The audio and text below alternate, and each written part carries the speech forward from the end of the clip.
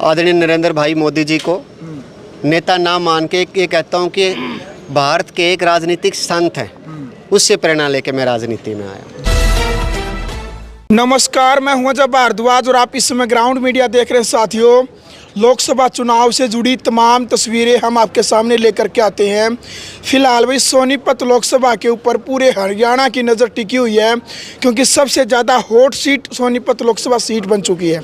इसी बीच एक बड़ी खबर वायरल होती है कि जुलाना विधानसभा क्षेत्र है, जो यहाँ के जो समाज सेवी है डॉक्टर सुरेंद्र लाठर, इन्होंने बीजेपी को ज्वाइन कर लिया है। वीडियो सोशल मीडिया पर काफ़ी वायरल हुई है।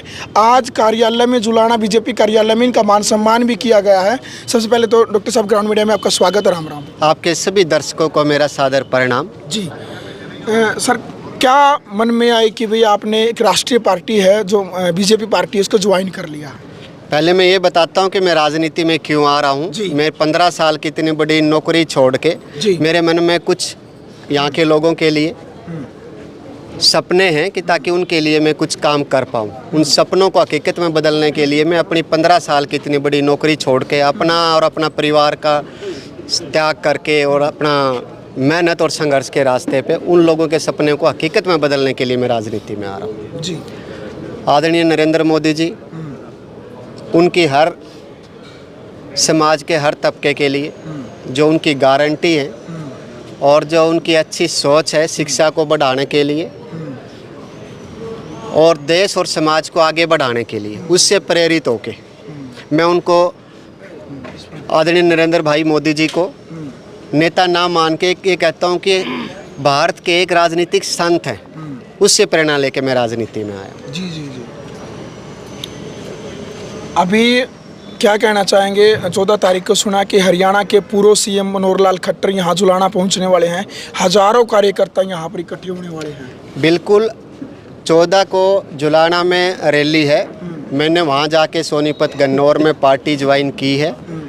हमारे पूरे परिवार जो है टीम सारथी परिवार 2024 वो परिवार और सामाजिक सरोकार परिवार के साथ जुड़े 1500 और परिवार जो इस एरिया के हैं, वो सभी 4000 के आसपास परिवार जींद जिला के बीजेपी को ज्वाइन कर रहे हैं। वो परिवार कर रहे हैं। तो इतने परिवार कर रहे हैं तो आप ये समझो कि भाई वो जो जैसे पढ़ाई दवाई कमाई रैली थी जुलाना में, जिससे सामाजिक क्रांति आई थी, यहाँ से पूरा हरियाणा में एक राजनीतिक क्रांति शुरुआत होएगी, जिसमें जो युवाओं को, महिलाओं को, बुजुर्गों को, किसानों को, छोटे व्यापारियों को, मजदूरों को, उनको राजनीति का हिस्सा बनाने के लिए क्रांति चलेगी।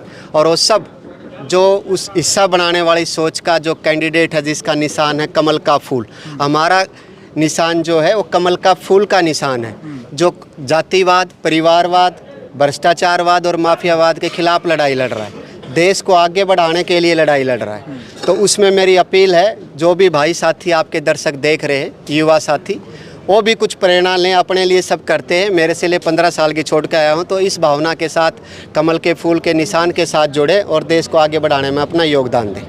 बिल्कुल सर, सोनीपत लोकसभा के ऊपर सबकी नज़र टिकी हुई है। उस तरफ से कांग्रेस पार्टी ने भी जो जींद से प्रत्याशी सतपाल ब्रह्मचारी, उनको यहाँ से उतारा है। आपको क्या लगता है, आपकी पार्टी सोनीपत लोकसभा क्षेत्र से कितनी मजबूत है? सोनीपत लोकसभा में जीत तो हमारी आज के दिन भी काफ़ी है जी, लेकिन जींद जुलाना और जो सफिद्दो विधानसभा हैं जींद जिला के, यहाँ के कार्यकर्ताओं ने जो मैंने फीडबैक लिया था, आज के दिन भी जितनी जीत पिछली बार थी 1.25 लाख वोटों की, उतनी जीत आज भी है। अब हम जुड़ने के बाद और इतनी ज़्यादा मेहनत करेंगे कि इसको 2 से 3 गुना करने की कोशिश करेंगे जी। और मैं ये ऐसे नहीं कह रहा कि वैसे बोलने से ही जीत हो जाती है। मेरे पे ग्राउंड डाटा है, पूरा बूथ वाइज हमने स्टडी कर रखी है।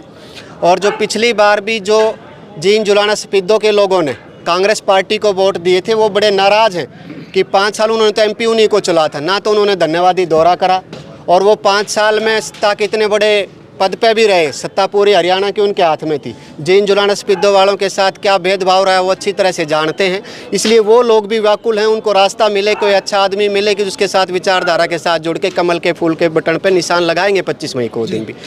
अच्छा लाठा साहब, एक आपको ये शायद कड़वा सवाल भी लग सकता है। लोकसभा के बाद हरियाणा विधानसभा चुनाव नज़दीक है। आप किसी कंडीशन के आधार पर बीजेपी के साथ जुड़े हैं, या फिर निस्वार्थ भावना से पार्टी की नीतियों को देख करके, या फिर हरियाणा विधानसभा चुनाव की तैयारी कर ली है? कंडीशन रखता तो मैं इतना बड़ा त्याग ही नहीं करता। मैं तो विचारधारा के साथ जुड़ा हूँ। जितना मेरा सामर्थ्य है, नौकरी पे था तो मैंने तब भी लोगों के लिए काम करने, दिन रात जो करें, इतने युवाओं को रोजगार का है, यहाँ के बच्चों के शिक्षा के लिए पुस्तकालय का है, आरओ प्लांट है, एक टीम सारथी परिवार एक अच्छे रिपोर्ट कार्ड के साथ आ रहा है। बिल्कुल।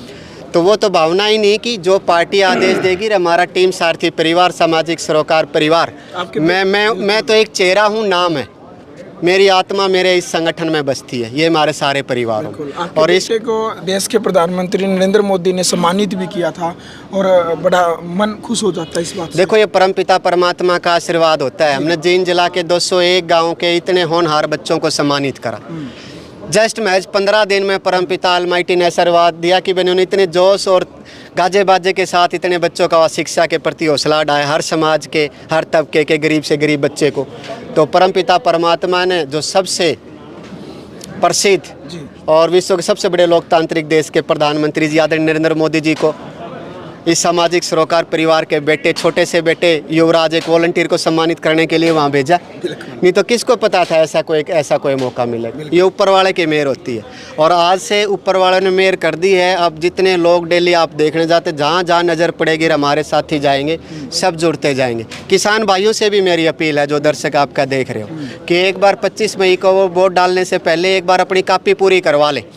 2005 से और 9 तक, जो 14 तक जो सरकार रही, उस टाइम में उनके खाते में कितने पैसे आए, और 14 से अब तक अगर वो देख ले, उन्हें लगे कि वो 10-10 गुना ज़्यादा आए हैं उनकी कापी में, तो कमल के फूल पे वोट डाल दे, फिर उनको पता लग जाएगा उनका असली तेसी कौन। बिल्कुल।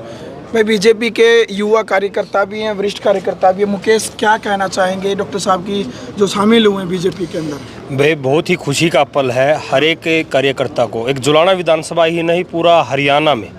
क्योंकि भाई साहब ने, आपके चैनल के माध्यम से बताना चाहता हूँ, बहुतों को पता भी होगा, आपके दर्शक भाइयों को और को, इन्होंने अपने जो ड्यूटी थी इनकी, अपने एक कमिश्नर के पद पे थे। इतना बड़ा होता है, इनके लिए कोई बड़ी बात नहीं होती भाई विधायक मंत्री। इन्होंने सोचा कि भाई एक आप ड्यूटी कर रहे हो, ड्यूटी में तो हमने जितना कर्म था वो कर लिया, 15 साल की नौकरी छोड़ दी। हम तो युवा ही कहेंगे भाई साहब को, 15 साल की नौकरी बहुत होती है। और किस पद पे थे? गुड़गांव में थे, इतने बड़ा जो हरियाणा का एक हब माना जाता है, वहाँ की नौकरी छोड़ दी है। एक किसके लिए? समाज सेवा के लिए। भाई साहब ने तो पहले ही बहुत समाज सेवा की है। हम छोटे देखते आ रहे हैं, हमारे जुलाना में कितनी, कोई हमारे लाइब्रेरी ही नहीं थी। लाइब्रेरी को तो लगा लो जींद में एक आधी थी, वो भी प्राइवेट। भाई साहब ने हर एक गांव में लाइब्रेरी, जहाँ पे भी जिस भी बच्चे ने मांगी, अभी यहाँ पे 10 बच्चे हैं, 5 में पढ़ना चाहते हैं, वो लाइब्रेरी दी। और लाइब्रेरी में पढ़ के आज वो अपनी नौकरी पे है। भाई साहब के पास भी फ़ोन आते हैं, और के पास भी हमारे ये होता है कि भी उस लाइब्रेरी के सारे हम बिना खर्ची पर्ची से नौकरी के आधार पर यहाँ लग गए हैं। तो इतनी खुशी की बात है। और एक और मैं आप भाई साहब के से निवेदन है कि भाई साहब आप हमारे को ऐसे ही मार्गदर्शन देते रहे। आप जब पार्टी में नहीं थे, जब भी आपका मार्गदर्शन से हमारे को बहुत ही ऊर्जा मिलती थी, खासकर युवा साथियों को, जुलाना के युवाओं को जो एक ऊर्जा देने का काम भाई साहब ने किया है, वो अलग ही किया है। आपने बताया कि जो कि युवा बढ़ेगा तो देश बढ़ेगा। भाई साहब ने 9वीं 10वीं 11वीं 12वीं में जो अव्वल बच्चे थे, क्योंकि एक इनाम राशि ऐसी होती है कि उसको बहुत उसमें उसके अंदर एक नई दिशा मिलती है। भाई साहब ने जो भी फर्स्ट, हाँ, गाड़ियाँ, स्कूटरी, भाई साहब इनाम तो के 2 रुपये दे दो, उसमें भी खुशी होती है। भाई साहब ने उनको उनके योग्यता के आधार पर, उनको मेरिट के आधार पर, कोई जात पात नहीं देखी। भाई साहब ने उनको नौकरियां, उसको ये दिया कि भी उनको प्रेरणा मिली। इनाम लेके भाई साहब खुशी मिलती है, क्योंकि मैं एक खिलाड़ी हूँ, मुझे पता है कि जब इनाम मिलता था तो कितनी खुशी मिलती थी। और भाई साहब ने एक और भाई साहब उनको नौकरियां, उनको बच्चों को इतनी प्रेरणा दी है। और हमारे जुलाना में आज तक ऐसा नहीं हुआ था जो भाई साहब ने युवाओं को नई दिशा दी है। और हम तो दिल खुश होता है, जितने कार्यकर्ता देख लो। एक भाई साहब ने तो एक छोटा सा मैसेज दिया था कि भी मैं आ रहा हूँ, नहीं भाई साहब को उन्हें पता, तो सारे कार्यकर्ता भी आ जाते। आज तो बस थोड़े से ये हो गया भी भाई साहब खुशी में, हम गोहाना रैली थी, हमने पता लगा कि भाई साहब कार्यालय मारे, हमने इतना जल्दी से हम भाग के आए। और भाई साहब इतनी खुशी है कि हम शब्दों में व्याख्या नहीं कर सकते। भाई साहब हमारे पार्टी में आए हैं, नरेंद्र मोदी जी की नीतियों के आधार पर आए हैं। अंत में क्या अपील सोनीपत की? अंत में मेरे कहूँगा कि भाई सोनीपत की जनता को, ग्रामीण एरिया ज़्यादा है, उन ग्रामीण युवाओं को, महिलाओं को, बुजुर्गों को, किसानों को, मजदूरों को और छोटे व्यापारियों से मेरी प्रार्थना है कि एक बार वो, अगर उन्होंने राजनीति का हिस्सा बनना है तो कमल के फूल पे बटन दबाएं। जो ताकत देंगे वो उनके काम के लिए काम करेगी। अगर उन्हें राजनीतिक शोषण करवाना है तो जैसे पहले हुआ है, तो फिर वो फिर भी एक बार 25 मई को वोट डालने जब जाएं तो वो सोच के जाएं। और मैं एक और उनसे प्रार्थना करता हूं कि कमल का फूल है जो ये किसी जाति पाति का नहीं है, कमल का फूल पूरे समाज का, सब जाति का, सब धर्म का है। तो इस पे आप अगर वो वोट लगाएंगे तो मेरे को बड़ी खुशी होगी। मैं 15 साल का जो ये पद लेके आया हूँ, अगर युवाओं के लिए देश और समाज आगे बढ़ाना है, अगर इतनी अच्छी विचारधारी थी तो मैं भी कुछ सोच के ही आया हूँगा, नहीं तो मैं इतना बड़ा पद सोच के नहीं आता। तो जो लोग मेरे को जानते हैं वो ज़रूर इसको समझे कि ये विचारधारा के लिए छोड़ के आए हैं, तो ये विचारधारा में कुछ खास बात। जय जय श्री राम। भाई फिलहाल वीडियो आपने देख लिया भाई। अच्छा आ जाओ, चलो 2 शब्द क्या कहेंगे भाई? ऐसा है, इस देश को चाहे तो संत पार लगा सके हैं, चाहे भगवंत, और हमारा दोनों ताकत खड़ी है। जो श्री राम को नहीं मानते, काल्पनिक मानते हैं, उनके साथ बर्ताव ही नहीं हमारा। हम तो उसके साथ रवांगे। पूरा हिंदू राष्ट्र, पूरा सनातन धर्म जो राम को एक गाना गाओगा, राम को लाए हैं कृष्ण को लाएंगे, इसीलिए मोदी हम तुम्हें तीसरी बार प्रधानमंत्री बनाएंगे। धर्म हो रहा है, धर्म की लड़ाई है।